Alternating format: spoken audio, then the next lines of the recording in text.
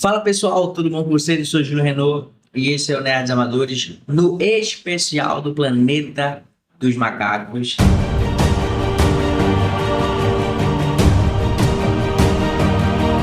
A gente falou da trilogia, dos 5 filmes aí dos anos 70, antigões aí que teve muita discussão sobre esses filmes na época, fez muito sucesso. E agora a gente vai falar dos filmes que foram feitos dos anos 2000 pra cá, já nesse século, né? Já dá pra ver que o último filme acho que foi em 75, 74, 73, não vou lembrar. E depois só foram mexer nisso em 2001. Ficou quase 30 anos aí sem que ninguém mexesse em Planeta dos Macacos. Muita coisa durante esse tempo foi pensada, então queriam fazer um reboot, queriam fazer um filme até com o Arnold Schwarzenegger do Planeta dos Macacos. Queriam, sabe, muita gente queria meter a mão, mas ninguém deixou, porque realmente os últimos filmes tinham sido muito ruins. Até que veio Tim Burton, um cara que estava aí no auge, entre aí os anos 90, com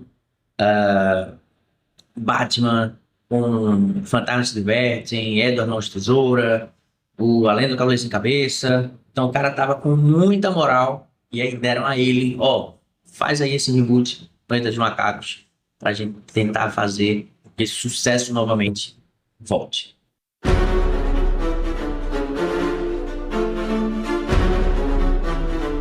E aí, em 2001, veio O Planeta dos Macacos. Esse remake que não tem nada a ver com os outros filmes, é outra parada, outro universo, não era uma continuação, não queria fazer uma história paralela, não. Realmente começaram do zero aqui, porque aqui, diferente do outro vídeo, do outro filme, o primeiro lá, ele não cai na Terra, ele vai para realmente para outro planeta, onde lá os humanos são a raça dominada pelos macacos, né? Os macacos são inteligentes, falam e tudo mais. E aqui é diferente, aqui é o Mark Wahlberg que faz esse filme, e ele tem uma central espacial que está lá, enfim, que tem cientistas e eles treinam macacos para fazer algumas missões no espaço. Então, toda essa central que está lá, acontece uma tempestade aí espacial. A macaquinha dele, o macaquinho dele, não vou lembrar o nome dele agora, vai tentar resolver alguma coisa, se perde, ele vai atrás dela e também se perde e acaba caindo nesse planeta. Quando ele cai nesse planeta, acontece aí tudo que tem no primeiro filme, então vai tendo aí essas semelhanças, né? Os humanos estão sendo caçados, ele é aprisionado e tal. Mas aí é onde começa a ficar muito ruim. Por quê? Primeiro que no outro filme eles fazem com que o Taylor, ele tem um ferimento na garganta e não consiga falar. E aí ele fica igual aos humanos de lá, só que ele começa a tentar se comunicar de outras formas, e isso chama a atenção das ilhas do Cornelius. Nesse daqui, os humanos daqui já falam, e ele também fala. E é em outro planeta e eles falam inglês, mas vou chegar ao porquê que eles falam inglês, eles explicam aqui, tá? Os humanos falam, então não tem por que as pessoas quererem esse cara, sabe? O que é que ele tem de diferente dos outros? Não tem muita coisa diferente dos outros. Ele sabe que lá no outro, quando ele fala, meu Deus, o humano fala e tal. Nesse daqui, não. Todos os humanos já falam. Então, por que que ele é especial? A outra diferença é que aqui não tem Cornélios, não tem Cira. Aqui a gente tem uma macaquinha, que é uma Luísa Mel desse planeta, né? Que ela é uma macaca, mas ela cuida dos animais, são os humanos. Então é uma ativista que não quer deixar maltratar os humanos e tal, e vai ajudar esses humanos a escaparem. Em resumo, o filme tem muita coisa ruim, muita decisão errada. A macaca se apaixona pelo cara, o cara gosta dela também. Tem o Rico Trizal, tem uma personagem lá que é como se fosse a Nova, mas ela fala, e o nome dela não é Nova, não. Acho que ela nem nome tem, eu nem lembro disso. Então fica meio que esse triângulo aí amoroso, se ele vai ficar com outra. Cara, muito ruim. Não chega nem perto da profundidade que foi o filme de 68. Da crítica, de como foi bem colocado as frases, as referências, para a gente poder ter uma discussão sobre isso. Esse daqui não tem nada disso. mas a produção é muito boa. Tim Burton fez uma ambientação muito legal. Eu gostei muito da cidade, de como os macacos viviam e tal. Isso é muito bacana. Aqui é maquiagem ainda, então a maquiagem aqui é impecável, cara. É muito, muito, muito boa. Os caras são assim, muito feras. Todo mundo aqui parece macaco, os gorilas são os humanos, e é uma maquiagem onde consegue ter a expressão facial, né? Dos macacos, então você consegue ter isso. Mas, cara, tirando a parte da produção, é tudo uma bosta. Olha o macaco! E qual é o grande final aqui, né? Que é muito diferente do final de lá.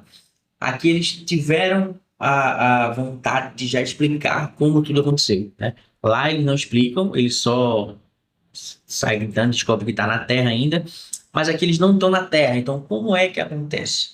Aqui eles descobrem que a zona proibida, o lugar sagrado dos macacos, é na verdade o lugar onde a estação espacial dele caiu. Por causa daquela tempestade espacial, a estação deles também foi pega pela tempestade e caiu nesse planeta. Só que aqui a viagem no tempo é em relação a isso. Ele saiu primeiro que a estação espacial, ficou lá rodando pelo espaço, e a estação dele também caiu num planeta que era inabitável.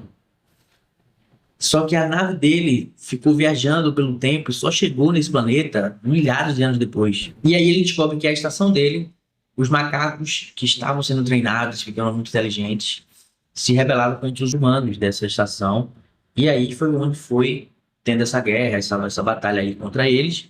E os macacos foram se evoluindo, e os humanos também, tendo essa guerra, e os macacos acabaram ganhando a guerra porque eles são mais fortes e tal. Então, a estação espacial dele é quem deu origem a esse planeta dos macacos. Só que ele só chegou aí anos depois, né? E aí ele descobre que foi culpa tudo da estação dele. Tem uma fagulhazinha aí, é uma bosta, porque a estação tá lá funcionando aí, ele consegue ligar, ele consegue uma nave, ele quer voltar para casa e tal. E a macaquinha dele, que ele saiu para procurar ela, ainda não chegou nesse planeta, ela chega no final do filme, ou seja, essa viagem no tempo acontece de acordo com o roteiro que o roteiro quer. Então, quando ela chega lá, os macacos acham que é um deus que chegou dos céus e o macaco e tal. E o que é que ele faz? Ele pega a nave da macaquinha e vai embora. E deixa a macaca lá. Por quê? Ele saiu da estação para procurar ela e quando achou, ele deixou ela lá e foi embora. Então, é uma bosta. Olha o macaco! E aí tem o plot twist que eles quiseram fazer, sabe? Tipo, não bastava esse da estação, que eu particularmente gostei da ideia, mas a execução foi muito ruim. Ele volta para a Terra está tomada pelos macacos. Então vem as pessoas todas, pega ele, aí vem lixar macaco, ver macaco, tudo macaco. E ele vê que tem uma estátua do Abraham Lincoln com a cara de macaco. E essa cara é de um general, que eu nem falei dele, mas é um general do planeta que ele tava, que ele acaba prendendo esse cara lá na estação, que ele queria matar todo mundo, ele prende ele lá e volta. E aí, de alguma forma, esse cara conseguiu fugir, ligou a estação, não sei, chegou no planeta dos magos, chegou na Terra, e aqui conquistou a Terra, e pela viagem no tempo, ele chegou depois desse cara.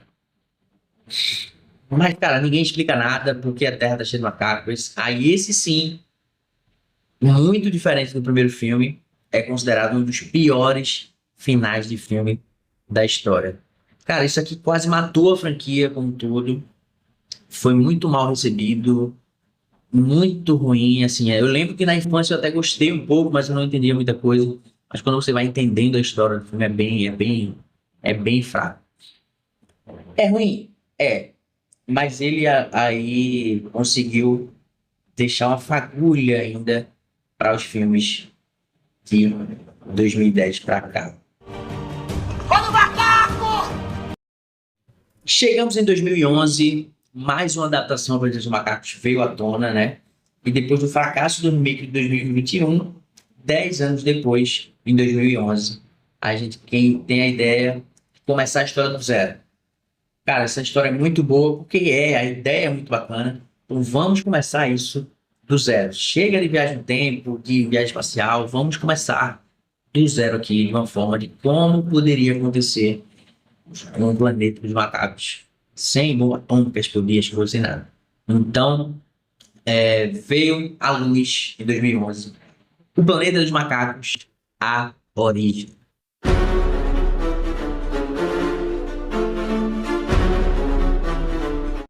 O filme quer trazer uma nova origem. Ele mistura elementos dos filmes clássicos com um pouquinho do elemento lá do filme de 2021 e sai uma outra mistura. Não tem viagem no tempo, não tem astronauta nem nave espacial. O que tem aqui são cientistas tentando achar a cura para o Alzheimer. E estão testando essas medicações em macacos no laboratório. Então aqui a gente tem as críticas do ser humano e como trata os animais nesse meio aí de laboratórios e tal, que é um pouco da crítica que tem lá também no primeiro filme da franquia clássica. E traz um pouquinho aí tudo em 2001, que é os humanos ensinando coisas a macacos, tá? Então eles misturaram aqui um pouquinho e saiu muito melhor essa ideia do que a do remake lá de 2001. Aí nesse filme aqui, uma macaca que estava sendo testada, né, os medicamentos de Alzheimer estavam sendo testados nela, estava tendo alguns avanços, ela acaba atacando lá os humanos e ela é morta, né? Porque, enfim, por mais que ela estivesse tendo avanço, ela atacou os humanos, então eles não quiseram mais dar continuidade e mataram, sacrificaram, né, o animal. E aí se descobre que ela tinha tido um bebezinho macaco. E, cara, esse bebê tinha já os elementos aí, né, da medicação que eles estavam testando na mãe. Então ele já nasce muito mais inteligente do que os outros macacos, né? Afinal, a medicação era para fazer a pessoa estimular o seu cérebro, né? O Alzheimer vai trazendo perda de memória, perda de algumas funções do seu cérebro e a medicação era para restaurar tudo isso. Obviamente, essa medicação colocada nos macacos vai estimular o cérebro dos macacos. Então, cara, sinceramente, isso já é muito melhor do que foi feito. Que ideia, mano. Esse bebezinho macaco, ele é levado para casa pelo cientista para que as pessoas não sacrifiquem ele. Ele esconde ele na sua casa. Ele começa a ver que o macaco é muito inteligente. E ele coloca o nome dele de César. Ou seja, lá da franquia clássica, a história de que o primeiro macaco inteligente se chamava César vai ser contada aqui sobre outra perspectiva do que foi contada lá. Então já é essa referência aí, que é muito legal do que fizeram aqui. A gente vai acompanhando aí todo o crescimento de César, como ele vai sendo inteligente, como ele vai aprendendo coisas, ele aprende linguagem de sinais, ele aprende, enfim, matemática, lógica.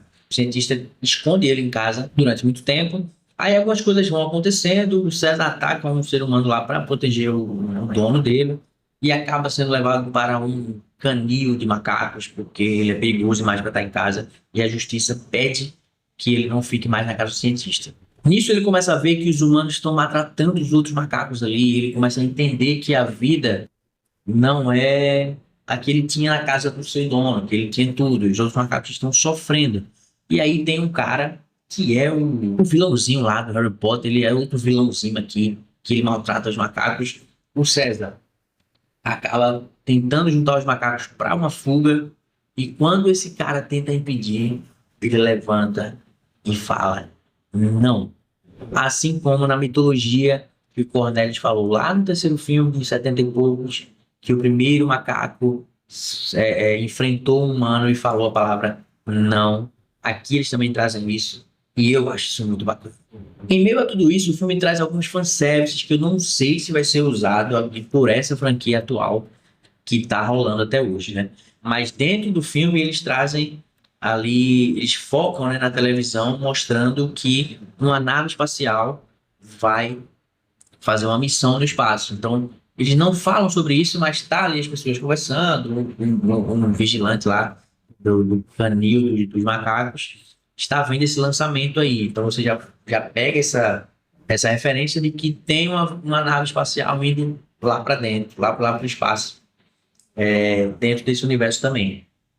E depois que o César já conseguiu a rebelião, já tá os macacos meio que fugindo e entrando em conflito, passa um garotinho entregando jornal. E aí ele joga no jornal nas casas, ele vê que os macacos estão em cima das árvores, então aquela cena que as árvores estão balançando tudo, né? Quando ele joga o jornal no chão, a câmera foca, tem lá dizendo: nave espacial se perde, NASA perde o contato, enfim, é uma coisa assim. Eles dão a ênfase de que a nave que saiu, ela não está mais sendo encontrada, ela está perdida no espaço. Cara, isso é uma referência muito boa, que eles podem querer usar ou não. Eles podem depois, futuramente, fazer realmente um remake de tudo, com essa nave voltando para a Terra, e a Terra tá tomada pelos macacos, e é o Taylor que chegou, tá? Então eles podem fazer esse jogo de fazer um remake lá na frente, que essa nave saiu, se perdeu, viajou no tempo e vai chegar aqui 2000 anos depois. Ou pode ser simplesmente um fanservicezinho, uma referenciazinha de que nesse filme, apesar de não ter viagem no tempo, não tem nada, teve uma nave que saiu e que se perdeu. Então, só Deus sabe. Vamos esperar para ver se isso vai acontecer ou não. Eu gostaria muito que acontecesse, tá? Eu ia achar sensacional. Nisso tem uma pequena batalha, o César vai para a floresta com seus amigos, aí ele consegue dar o vírus e tal, para os outros macacos também ficarem mais inteligentes. E aí o filme acaba com várias cenas que entraram aí para a história também, viraram memes, o César falando no ouvido do seu dono, né? Estou em casa.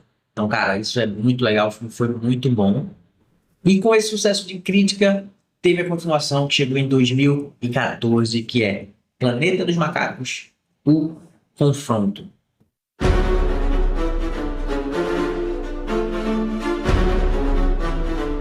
Que vai mostrar aí alguns anos depois, onde esse mesmo vírus que faz com que os macacos fiquem inteligentes, eles causam uma doença no ser humano. Isso já foi mostrado um pouquinho no primeiro filme, onde um cientista lá morre, o, o, o vizinho dele vai pegando a doença também e tal. Então ele mostra, e já começa mostrando nesse filme, que esse vírus causa uma pandemia mundial e os humanos estão morrendo por causa disso. Alguns humanos ainda estão vivos porque são imunes a esse vírus, né? Isso acontece. Então ficam pouquíssimos humanos e os macacos no seu lugar lá. Isso já é muito melhor do que a mitologia lá dos filmes clássicos, que era que o vírus matava os gatos e cachorros e por isso os humanos treinaram os macacos. Não fazia muito sentido. Essa mudança aqui, mais uma vez, eu acho ótima para a história e faz muito mais sentido que o vírus que matou os humanos, né, do que a bomba atômica matar só os humanos e os macacos ficarem vivos. Aqui não, aqui tem uma explicação porque os macacos são vivos e a mesma explicação dele ficar vivo é que faz ele ficar mais inteligente. E ela também faz os humanos morrerem. Então, com um elemento só, você resolveu toda a história magnificamente. Aqui a gente ainda está falando do confronto, né? O nome do filme, de humanos e macacos. Tem humanos que não suportam os macacos, acham que eles têm que morrer. E os macacos só querem ficar na dele lá de boa, menos o Koba. O Koba é um macaco que foi muito maltratado nos laboratórios. Ele é cheio de cicatriz, ele é cego de olho, cheio de coisas. Enfim, mais uma crítica importante aos maus tratos com os animais, que aqui é trazido de uma maneira muito boa, coisa que o remake de 2001 não tocou direito no assunto, foi muito mal feito. Então, esse personagem, o Koba, é um personagem muito interessante porque ele quer se vingar dos humanos, ele acha que os humanos precisam morrer, e é ele que dá o início, né, a esse confronto. Ele vai lá e ataca os humanos e tem esse confronto entre os macacos e humanos, onde o César precisa resolver. Resumindo muita coisa aqui, ele acaba matando o Koba e aí ele vai de encontro ao seu mantra, que é o quê? Lá dos filmes antigos, macaco não mata macaco. Aqui a gente vê toda a civilização, né, dos macacos lá, já tem os macaquinhos sendo ensinados e tal, se passou alguns anos, e a gente vê lá eu não sei raça de macaco, tal, acho que é o orangotango, ensinando lá, o Maurício, ensinando para os outros que macaco não mata macaco. Aqui o César matou Cuba para poder evitar uma guerra e ele vai ficar sendo atormentado por isso agora, porque ele matou o macaco. Esse confronto com os humanos é só o começo porque agora vai ter uma guerra. E em 2017 vem o terceiro filme dessa trilogia nova, Planeta dos Macacos, A Guerra, onde já se passam 10 anos desde o último filme. Essa guerra entre humanos e macacos está acontecendo há muito tempo. A gente já vê aí o César um pouco mais cansado, com alguns pelos brancos ali. A legião de macacos está muito grande e os humanos estão cada vez menos.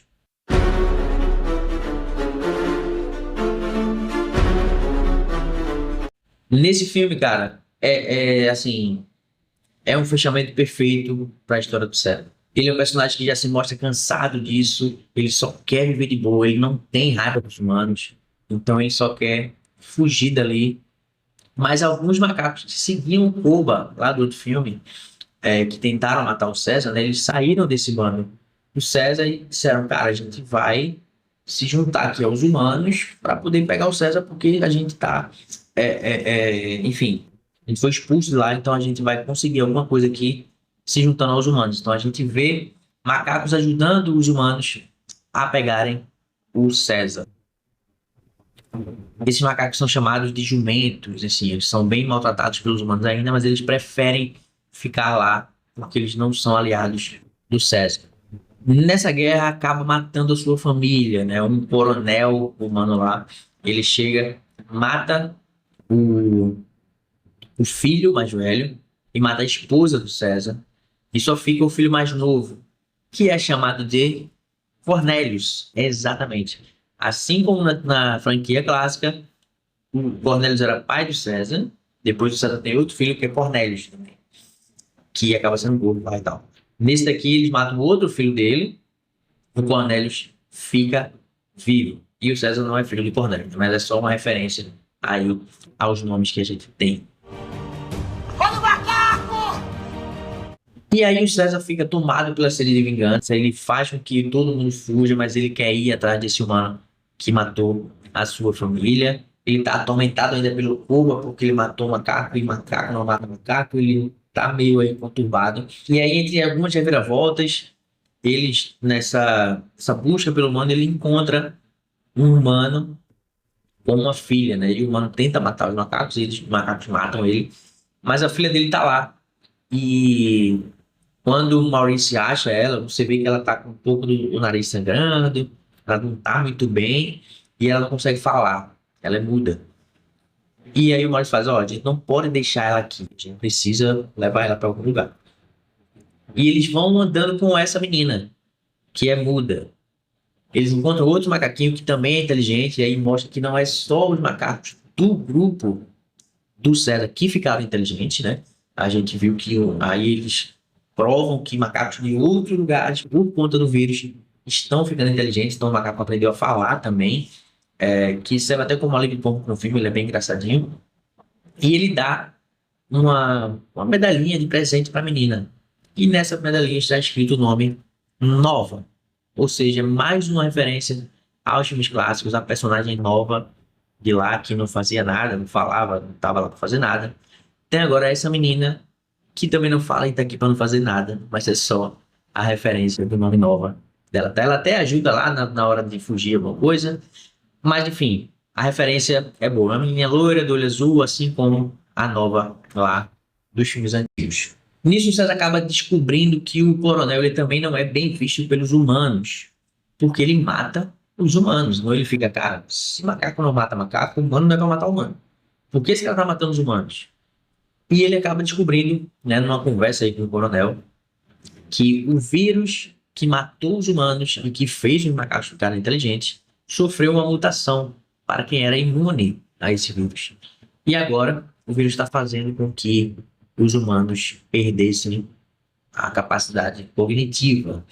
Então os humanos estão ficando mais primitivos por causa desse vírus e estão perdendo a fala.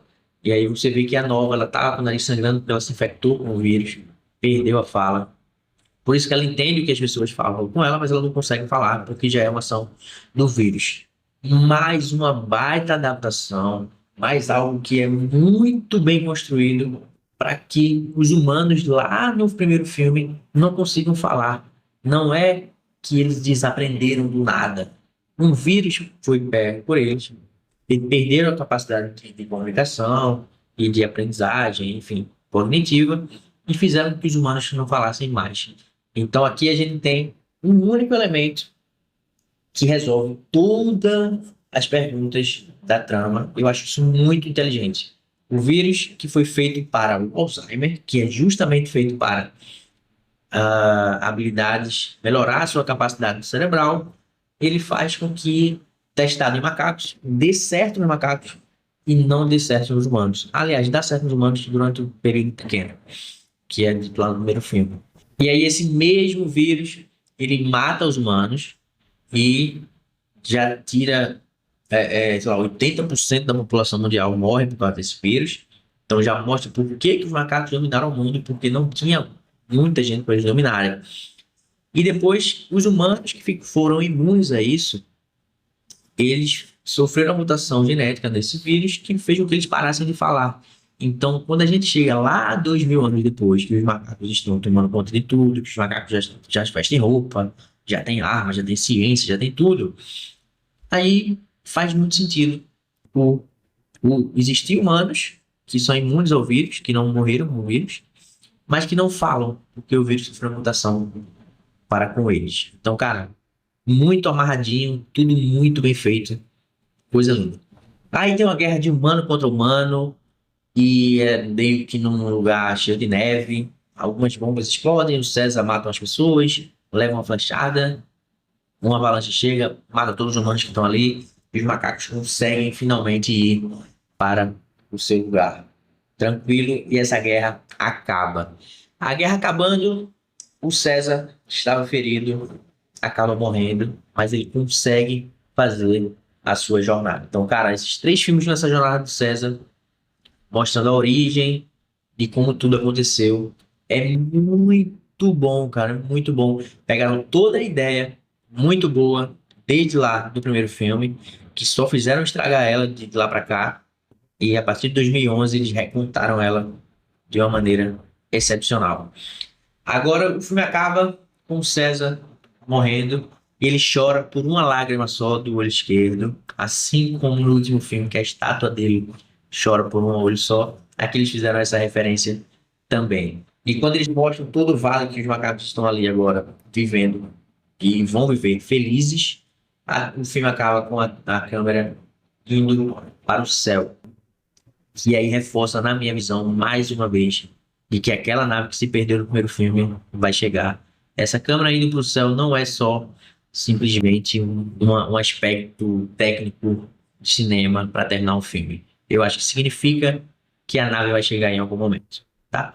Mas, cara, agora essa é a história dos 9 filmes, né? A gente fez a parte 1, a parte 2, dos 9 filmes da franquia, que tem ideias de ficção científica muito boas e que foi muito bem lapidada, muito bem contada e muito bem adaptada nesses últimos 3 filmes, que tá chegando o quarto agora, que é o Reinado, né? E já vai mostrar os humanos, que eu espero muito que os humanos não falem nada nesse filme de maneira nenhuma, que só os macacos falam. Enfim, eu tô muito ansioso para ver. E agora me conta você, gostou aqui do resumo? Comenta aí, clica no gostei, compartilha com os amigos.